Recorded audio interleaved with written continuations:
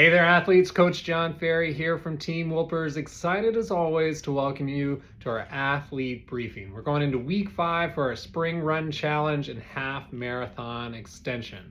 As always, we're going to start with a quick week 4 review here.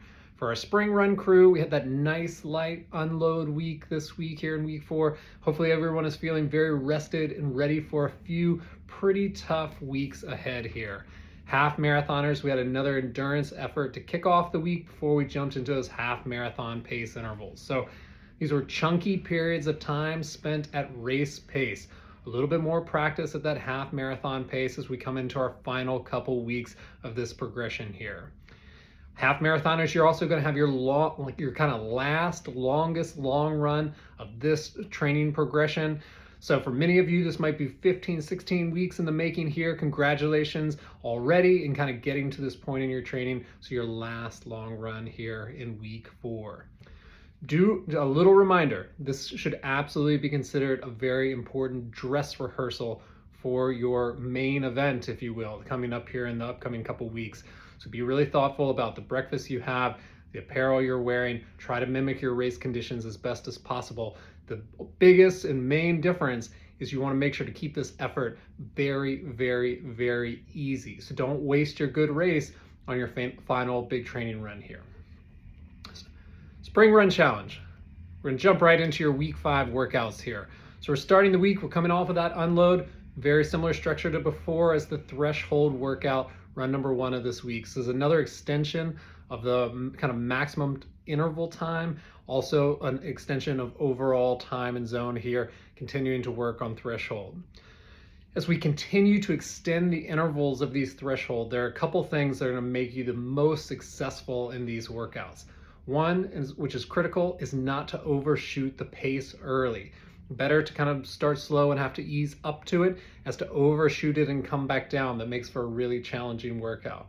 2, maximize the recovery. So 2 minutes, relatively generous, but as the intervals start getting longer, that 2 minutes is going to feel really quick. So you want to, as soon as you get into that recovery block, drop your pace, make sure your effort feels genuinely easy so that you're set up for success in that next interval there. Run number 2. Another VO2 max workout, similar to our threshold structure. This is an advancement of this workout with overall more time in zone. So there's nothing mysterious about the structure. You've done this before. What we're continuing to do is push hard, work on improving VO2 max. And you're not only just improving the energy zone of the VO2 max and changing your physiology, but we're also really practicing pushing at a hard level. I had a conversation with one of our coaches, Justin Harris, recently, talked about just the mental difficulties of learning how to push yourself to that level. So you can certainly do it in races, but continually doing hard workouts like this is going to help kind of give you that mental edge and teach you how to push hard and hold a hard effort for a longer and more sustained period of time. So great workout here coming into the week. Half marathoners.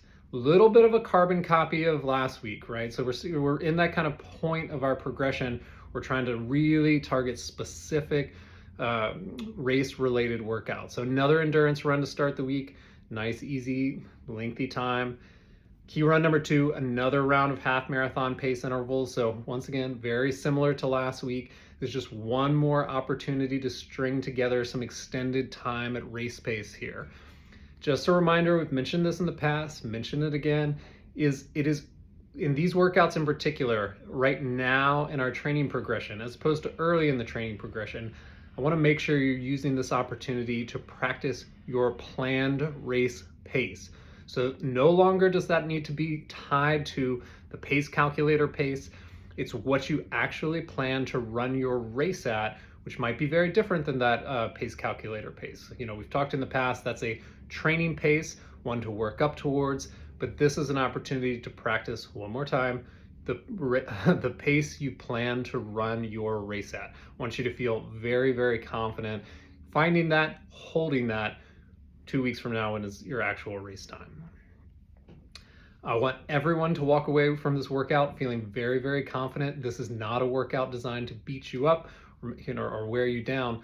This is one that I want you to feel really strong about, walk away feeling good, ready for your race day. Finishing up the week, obviously, with our long runs across the board, half marathoners, 6 to 10 miles. So it's a very intentionally wide zone here. And there are a few things I want you to think about. And the most important factor to remember here is our kind of window for training adaptation is now closed.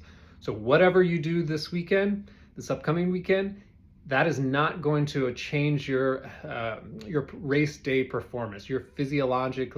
You've made all the adaptations you can. You can unfortunately experience some detraining if you do too little, so keep that in mind, but there's no cramming for the exam, if you will. Whatever you do in your final weekend leading into the race is not going to impact that race day. So what we want here is a confidence run. I want a very easy effort. I want you to walk away feeling like you could do much, much more. If you've been consistently logging long miles, let's say 10 miles and above, I don't see any reason why you need to pull back too much if that's something you feel really comfortable with. On the flip side, if a 10-mile effort takes a lot out of you and or you're experiencing any sort of physical issue, pain, strains, aches, etc., absolutely use the shorter end of that range. As I mentioned, our adaptation window is closed, so it'd be a lot better to get rested and healthy in advance of your race day. The final thing I want you to consider is the time consideration. And so because we do most of our workouts based on time, right? But our long run is based on distance. And because the distance can be so different based upon people's pace per mile, the overall time consideration can vary very widely. So when I think about these workouts really in my mind as I'm writing it, I really don't want it to be a whole lot more than about 90 minutes, maybe 100 minutes max on this final weekend here. And once again, if you've been running 90 minutes to 2 hours week after week after week after week, that's a great spot to finish on kind of 1 week out from race day. If this is a workout for you, it's going to take maybe 2.5 hours to get to that 10-mile mark. I'd really recommend you consider staying at the shorter end of that mileage range, really capping out at that 90 to 100 minute marker. Otherwise, that is all for now. Have an amazing rest of the week, and I can't wait to see you back on our normal schedule next week. Have a great one.